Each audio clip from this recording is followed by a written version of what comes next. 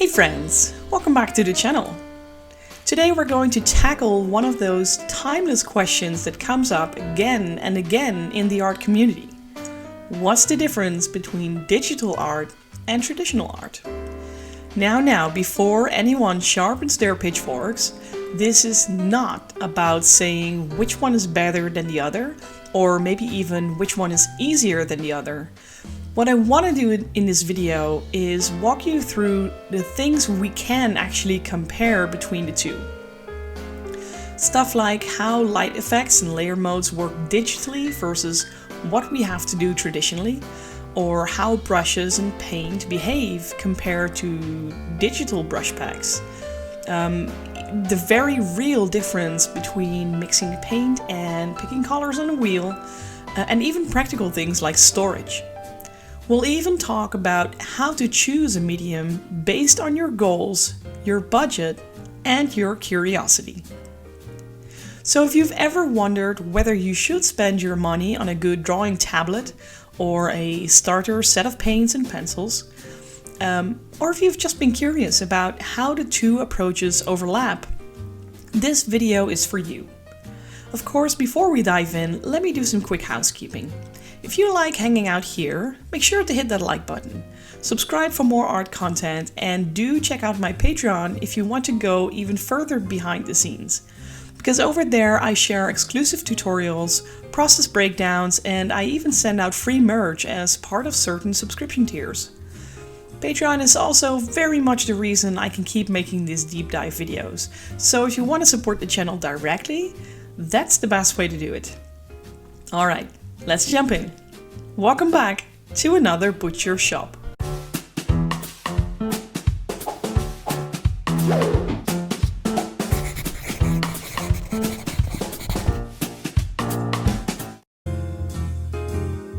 Alright, so here's what sparked today's video.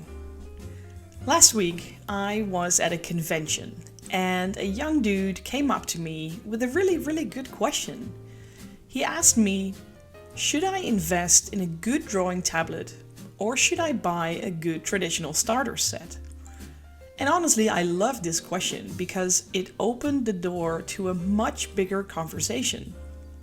Instead of just giving him a straight answer and, give him an answer altogether, I turned it back around and started asking him questions instead.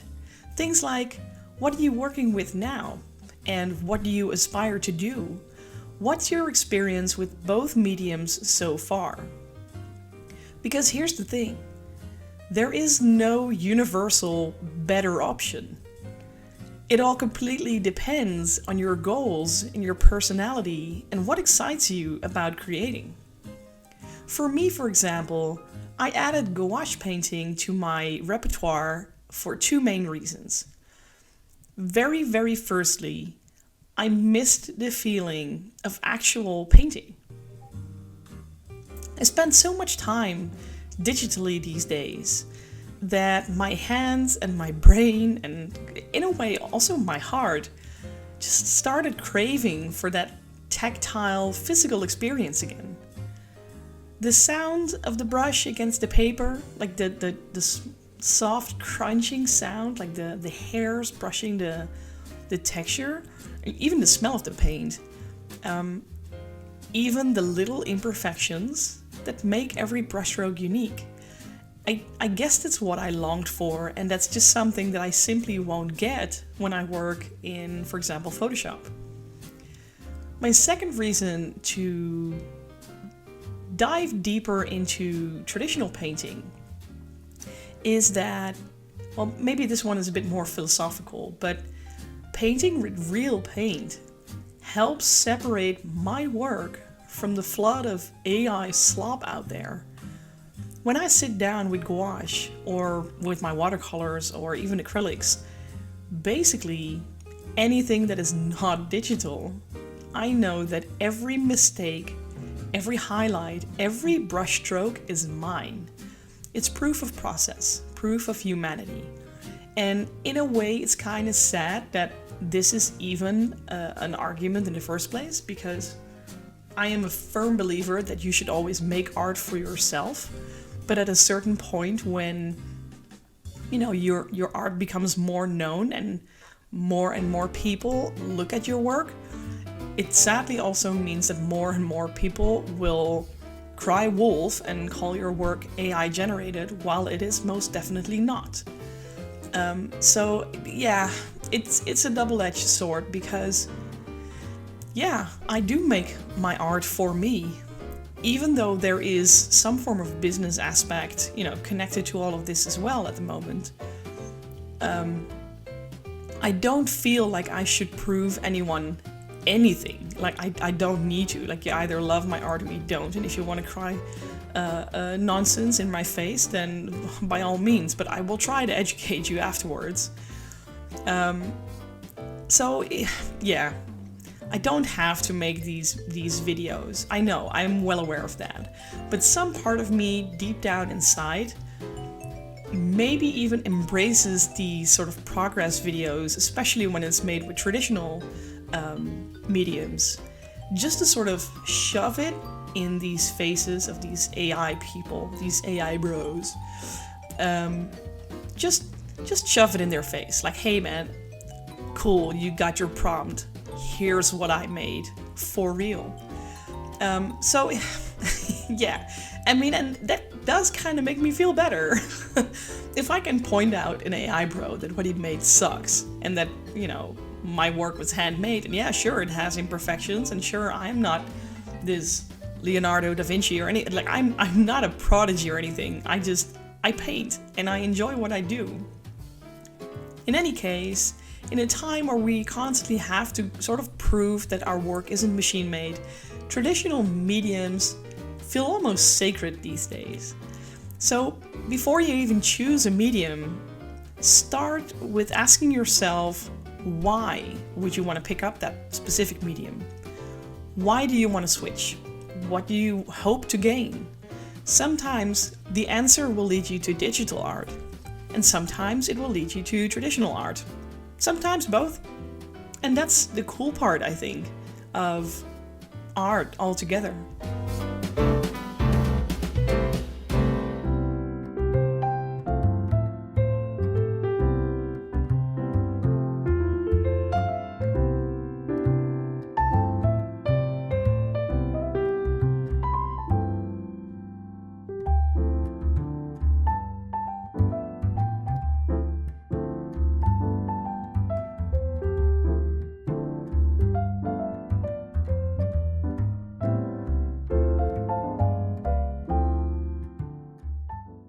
Now, let's talk about some actual differences between digital and traditional art. And I want to emphasize something here. I am not going to compare things that don't really translate across mediums. Oils don't behave like Photoshop brushes, and watercolors don't behave like Procreate's watercolor brush. It's apples and oranges. But there are some things that we can compare fairly. So let's start with the obvious one, light effects. In digital art, it's easy to add glow layers, a color dodge or an overlay. All those fun layer modes that instantly give an atmosphere to a piece. You want a glowing sword? Add a new layer, set it to screen, paint a soft brush, boom, done. In traditional art, none of that exists. You can't just add a layer of glow over your oil painting. Trust me, I sometimes wish that was possible, but at the same time, the charm of working with paint is that you have to do it all by hand. You have to physically paint the light, mix the right hues, build up your layers with glazing, use contrast to suggest the glow even. It's much slower and it requires a different mindset.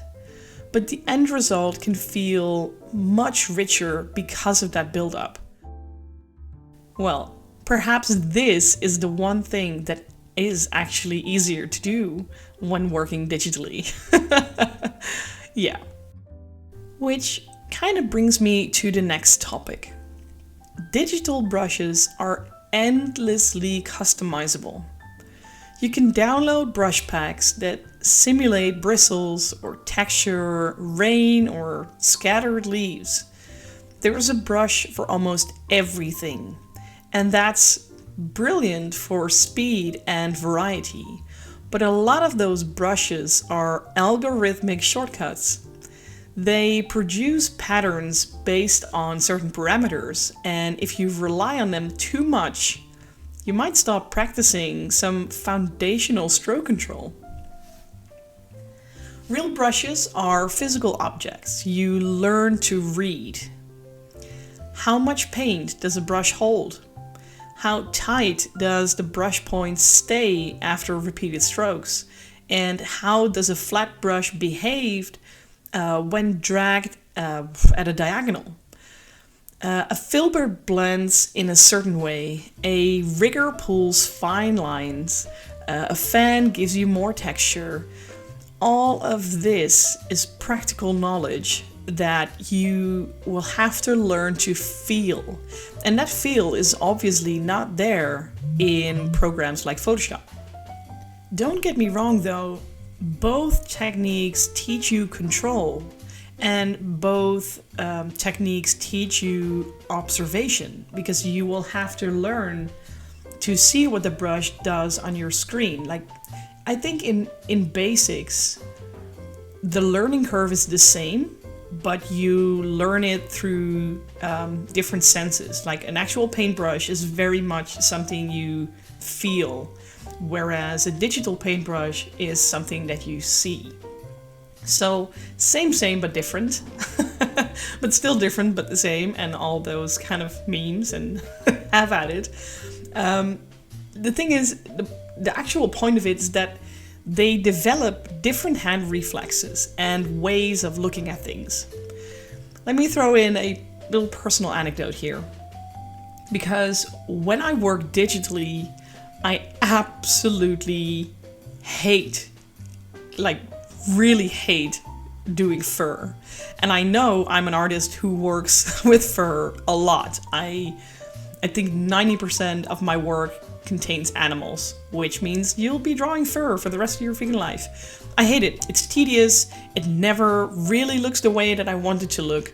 And I always feel like I'm spending 600 hours on something nobody will actually even look at. Give me real paint though, and a flat brush, and some patience and some really nice zen moments, and I suddenly love painting fur. There's something about the unpredictability of traditional materials that makes the process enjoyable in ways that digital art never quite hits it for me. At least when it comes to fur, that is.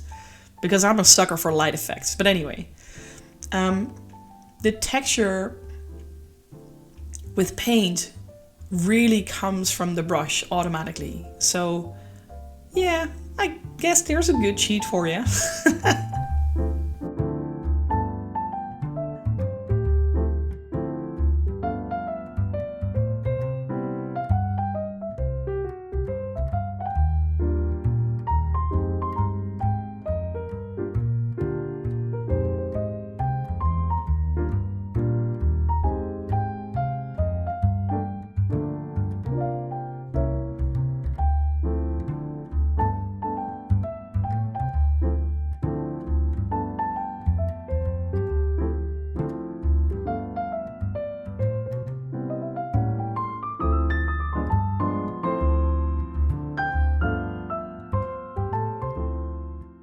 Alright, let's talk about mixing colors versus the digital color wheel.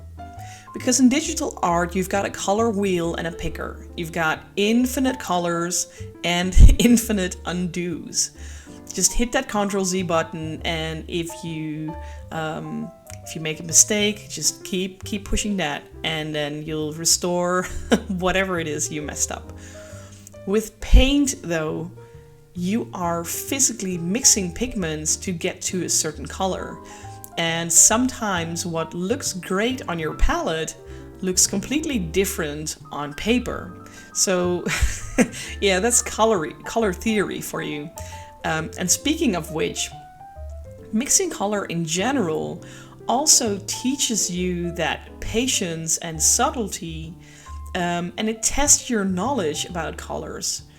You'll really learn to understand the strength of certain pigments. Mixing brown isn't just red, yellow, and blue, it's knowing that it's mostly yellow with a dash of red, and God forbid you take more than a palette knife tip of blue. Trust me when I say that every artist had to learn this the hard way. And while it's easy peasy to hit Ctrl Z while working digitally, making a mistake while working traditionally is not necessarily the end of the world. That said, fast drying paint does make that a lot easier because, for example, oils can be an absolute drama when it comes to cover up a mistake. Your colors muddy super easily if you're not careful. So the big difference here is really how digital art gives you that speed and sort of precision almost, whereas traditional mixing of colors gives you a sort of actual power, like unlimited power. Well, I suppose you get the pun. Both are valuable though, and both are also very different skill sets.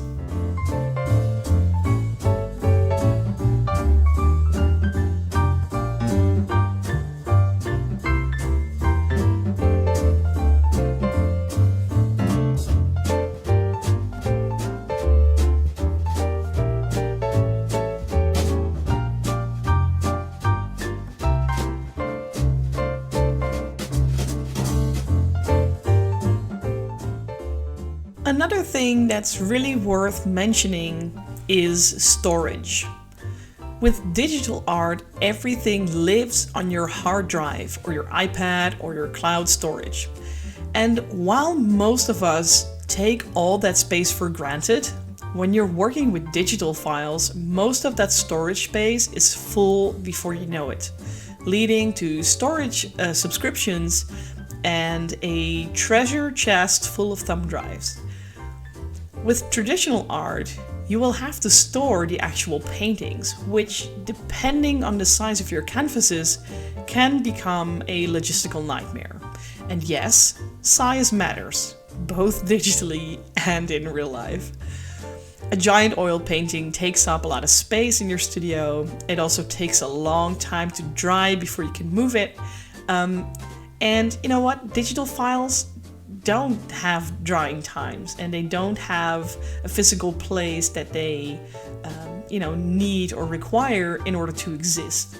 So yeah, this is definitely something worth considering, in my opinion. Here's the big takeaway though. One is not better than the other, and one isn't necessarily easier than the other either. Working digitally has conveniences. You've got the undo button, you've got layers, you've got no cleanup, infinite brushes, whereas traditional has the tactile joy and performance and the satisfaction of creating something physical. But each of these also has their challenges. Digital art requires you to understand things like file management or resolution, software quirks, etc. And traditional requires patience and materials, and also the willingness to deal with accidents, because you don't have that undo button. They're different mediums, and that's about it. That's the whole short of it.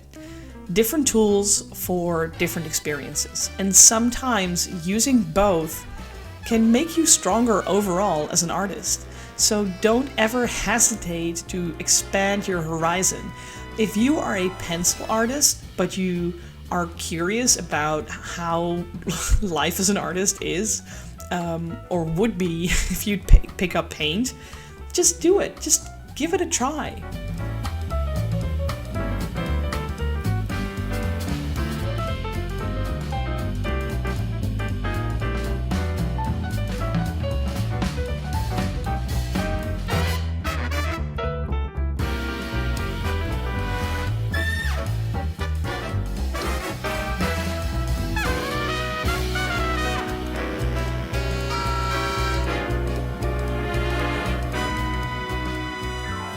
Right, so how do you actually choose?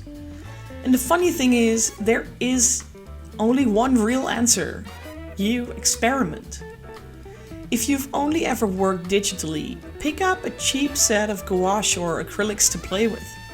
If you've only ever painted, try a free drawing app on your phone or tablet and see how it feels. The only way to know is to try. Set a 2-week test for yourself. In week 1, you do daily 45-minute digital studies from the same reference. And in week 2, you can do the same, but with, for example, 3 colors of gouache and a pad of heavy paper. Keep notes on what each practice teaches you about value and edges and texture, and soon enough you'll start noticing differences, almost immediately actually. And you'll have a much clearer sense of what you love, what you like to do. Another exercise would be to pick a texture. It could be hair or metal, or God forbid you grab fur. Could be anything.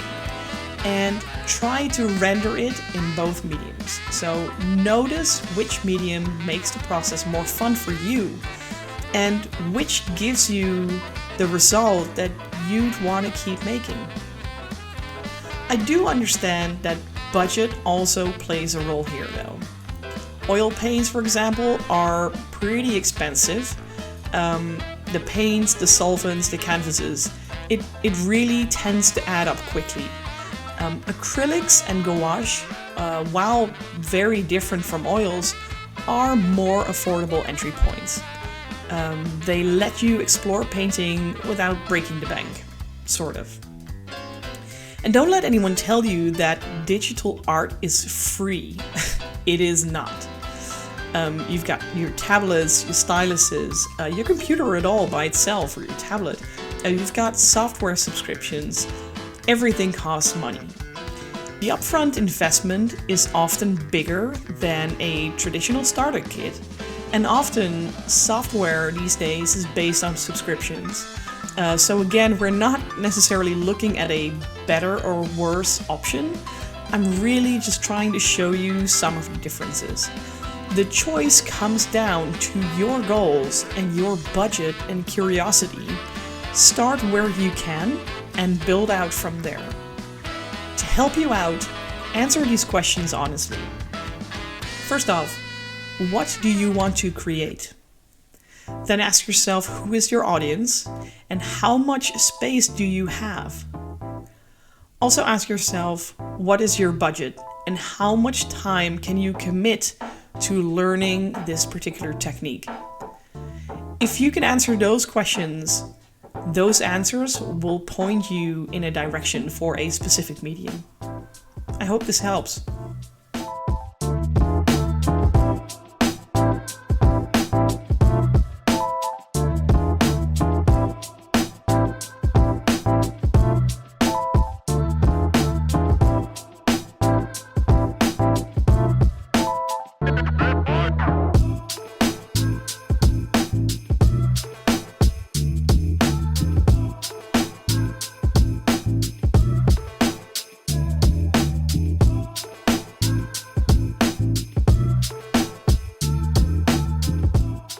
At the end of the day, comparing digital and traditional art is a bit like comparing biking to swimming.